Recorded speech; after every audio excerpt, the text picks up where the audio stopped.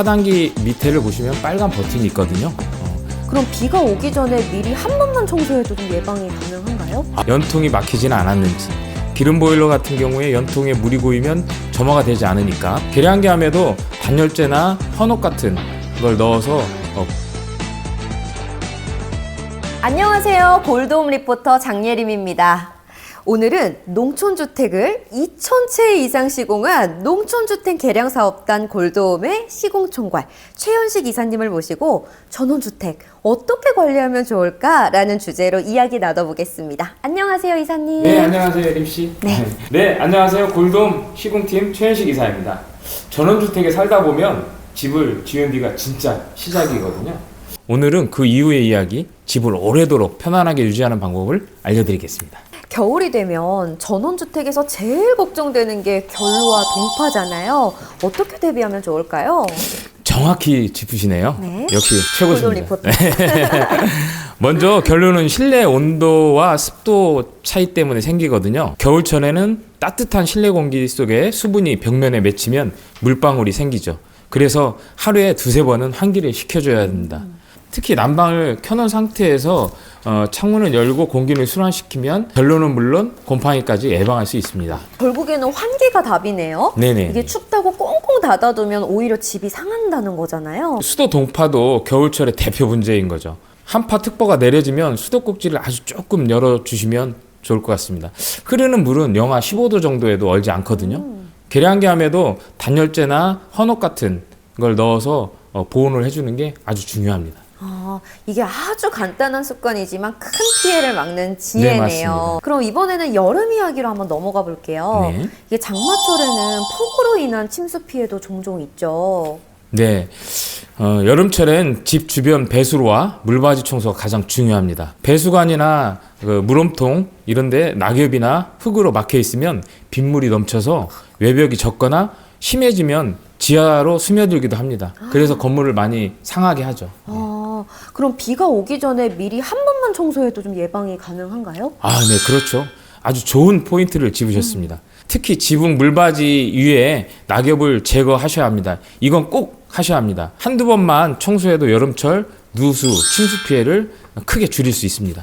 즉, 여름철 관리의 핵심은 배수로 정리와 지붕의 물받이 물홈통 청소라고 할 수 있습니다. 전기나 보일러 같은 설비 점검도 절대 놓치면 안 되죠. 먼저 그 전기 누전 차단기는 분전함 안에 차단기 밑에를 보시면 빨간 버튼이 있거든요.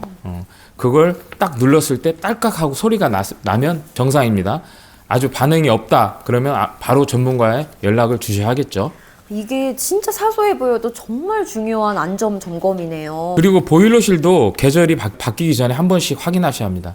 연통이 막히지는 않았는지, 기름 보일러 같은 경우에 연통에 물이 고이면 점화가 되지 않으니까 그것도 꼭 점검하셔야 되고, 또 소화기나 화재 감지기를 설치해 두시면 아주 안전하겠죠.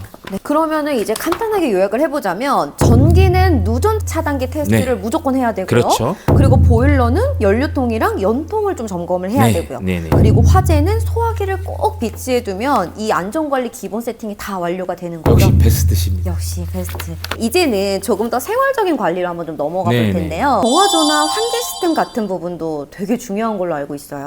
전원주택의 기본은 청결과 공기순환이라고 할 수 있습니다. 정화조는 1년에 한 번은 꼭 청소해줘야 하고요. 그래야 악취도 안 나고 역류 문제도 예방할 수 있습니다. 또 주방 후드의 필터는 자주 세척해서 공기가 잘 순환되도록 해야 하겠죠. 욕실 환기팬 같은 경우에는 습기 감지 센서가 잘 작동하는지 점검해야 합니다. 그리고 가스배관은 비눗물로 점검해 보세요. 기포가 생기면 가스가 새는 거니까 바로 조치해야 하겠죠. 자동 차단기를 설치하면 더 안전할 수 있습니다. 그럼 혹시 계절별로 꼭 챙겨야 하는 관리 포인트가 있을까요? 보일러 분배기의 밸브를 하나씩 잠그고 열면서 환수용 밸브에 에어 밸브를 열어서 공기를 빼주는 것입니다. 쉬익하고 하는 소리가 함께 나면 탁한 물이 나거나 깨끗한 물이 나올 때까지 반복하면 됩니다. 그리고 여름이 끝나면 에어컨 필터를 꼭 청소하세요. 그렇지 않으면 냄새가 대부분 필터 속에서 나기 때문에 청소만 잘해도 공기가 훨씬 맑아집니다. 겨울에는 에어백이, 여름에는 필터 청소.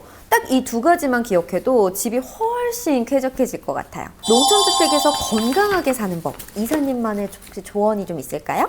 전원주택에 살려면 조금은 부지런해야겠죠. 아무도 대신해주지 않습니다.